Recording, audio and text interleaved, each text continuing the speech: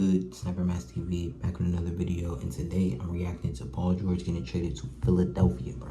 I don't know if y'all got the news, y'all alert, you up with sports and shit. Hold on. I don't know if y'all got the alert, y'all up with sports, but he got traded to Philly.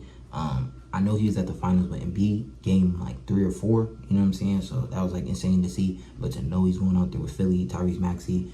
I think they were in talks about trading Tobias Harris. I'm not sure, but Philly got that piece, so you know, we'll see. You know what I'm saying? Because normally people hype up super teams, but we don't know what's gonna eventually end up. You know what I'm saying? Because we've seen it over the years. Sometimes that may get a chip, it may not. So we'll see. But this video is originally from ESPN, so y'all can fuck with them, and we're gonna jump straight into the video.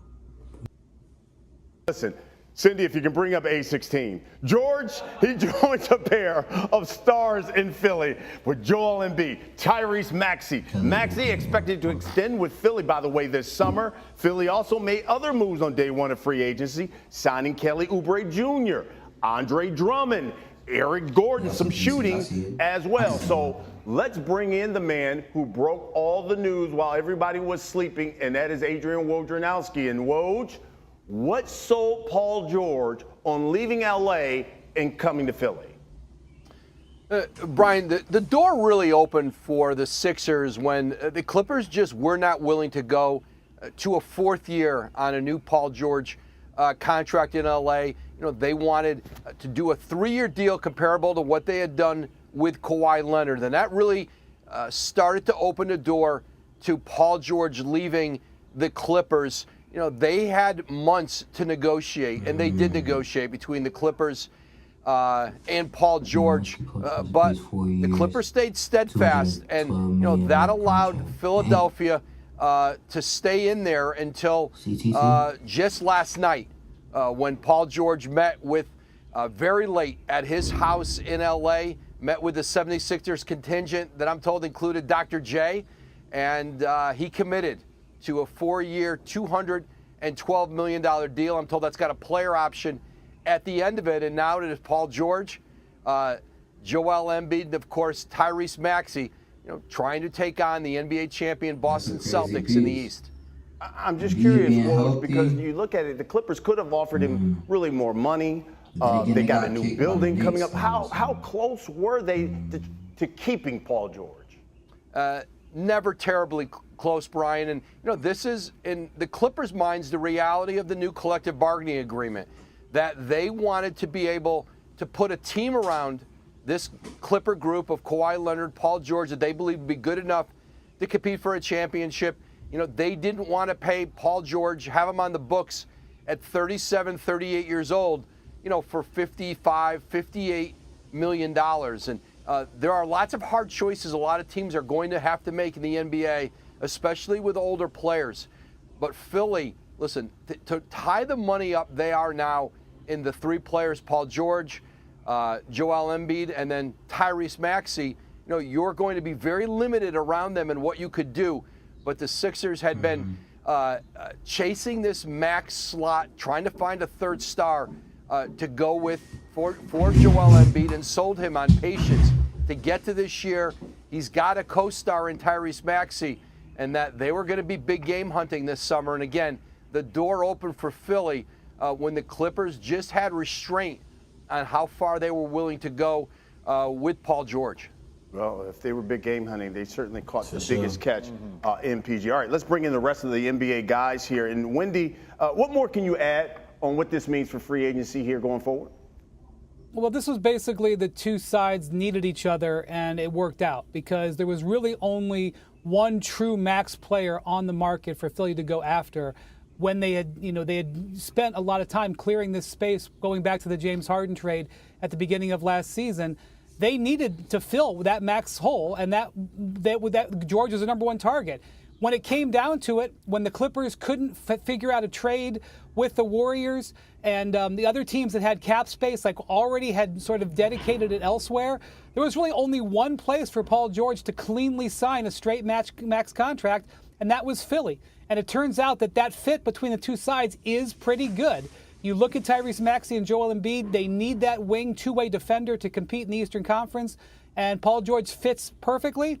And now they will go through what we expect to be a very incredibly strong I-95 corridor in the Eastern Conference, with the Knicks powered up, the Celtics holding the trophy, and the Sixers hoping to join that party.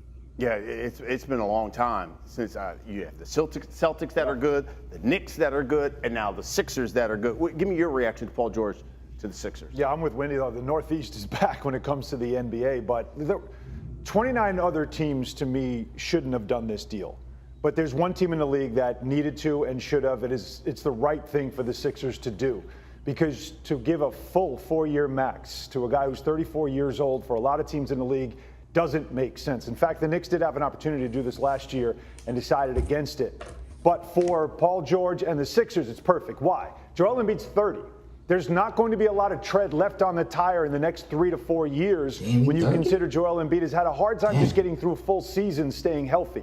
So they are all in right now, because right now is the winning window for the Sixers. So while around the league there are some people that look at this and say $200 million to a 34-year-old, 4 years to a guy this old, how old is he going to be at the end of this thing? Doesn't matter to the Sixers, because they've got to get it done right now while Joel Embiid is still very much in his prime. And we saw him at the end of this past season where he was dragging his leg up and down the floor once again. So no other team in the league should have really done this, but for Philly, it's a perfect move. And you know what? I remember at the end of the season, we kept talking about this is going to be an important summer for Joel Embiid, because it's like, what is Philly going to do for them? Everybody's looking at the Celtics. What does this say? And you cover the Sixers. You're there all the time. What does this say about their approach when it comes to competing with the Celtics, a mano here going forward? Well, listen, Adrian summed it up before. The Sixers have told Joel Embiid for a year to be patient and to wait. And we're going to go out next summer. We're going to get the best player we can get, and we're going to put the best team around you we possibly can.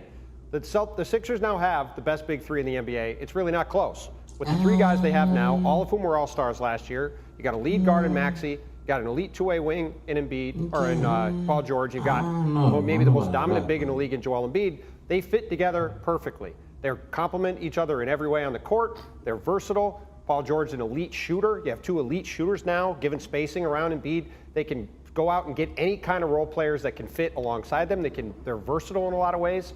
They have the highest ceiling now of any team in the league but the Boston Celtics. And they can go toe-to-toe with the Celtics depending on how healthy these guys are, which is obviously the biggest question. Paul George missed a bunch of time. You mentioned Allen. Joel has missed a lot of time. But if they're healthy in the spring, which obviously is going to be a huge if, yes, they are as good as any team in the league. And this isn't like the Phoenix Suns putting this big 3 together last year that was flawed from the start. This is a group that fits together perfectly. And the Sixers were a team that a year ago didn't really have a chance to win a title. Now they can go into the season saying, we have a legitimate shot. How much pressure then is on Joel Embiid right now?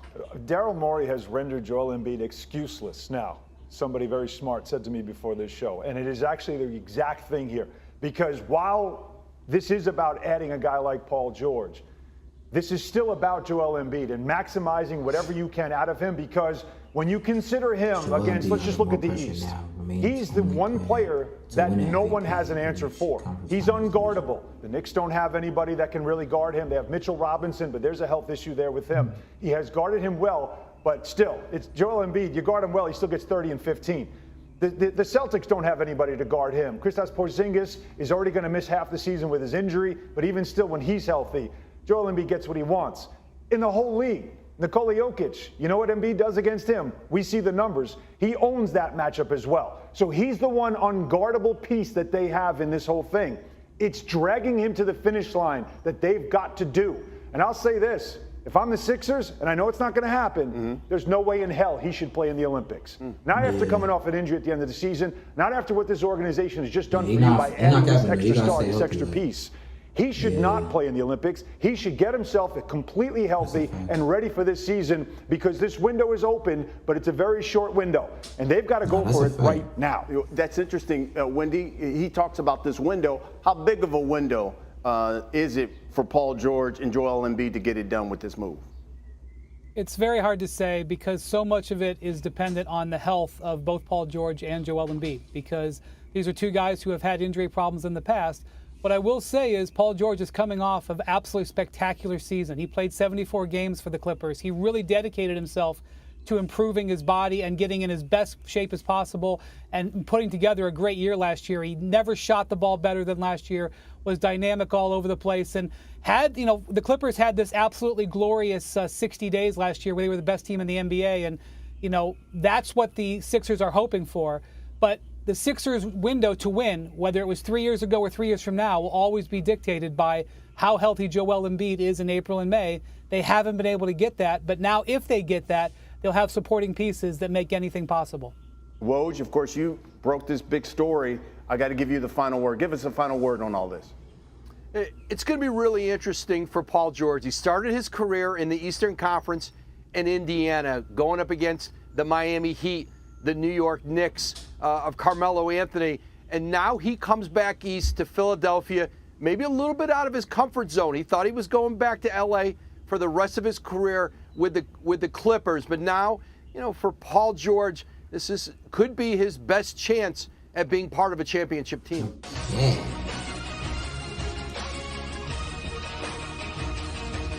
That's another video. That's another clip.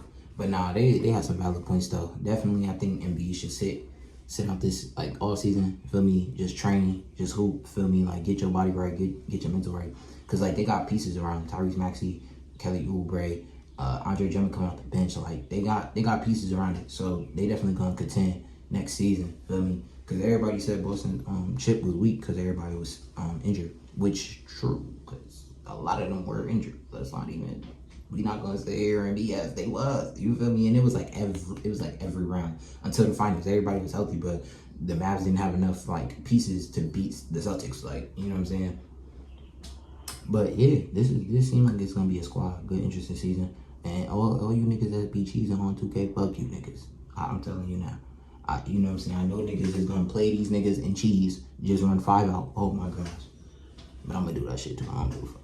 But nah, if you say something in the video, man, make sure you like, comment, share, and subscribe. Subscribe, cause I be seeing y'all be looking at that shit, gonna be subscribing. What's up with that? Y'all subscribe, feel me? Build the channel, feel me? But other than that, I got another videos dropping, and make sure y'all go check that out. My Try Not to Laugh 85 South show dropped too, so make sure y'all go check that out. And yeah, I'll see you next video. Peace.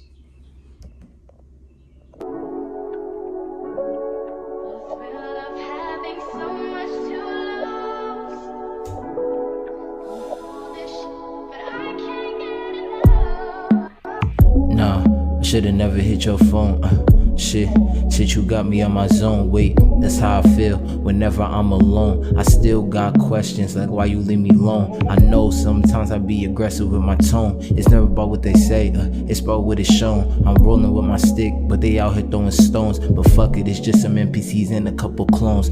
Conversating with banks and labels for a loan. But part of me still wants to get it on my own, so I could say I did it and I was nobody's clone. I'm flying over heads, but don't compare me to a drone. You speaking on the facts, but only basic shit that's known. I like the knowledge where you sit back and then you're blown. You could feel it in your body, you could feel it in your bones. And I roll this joint so everybody could get stoned.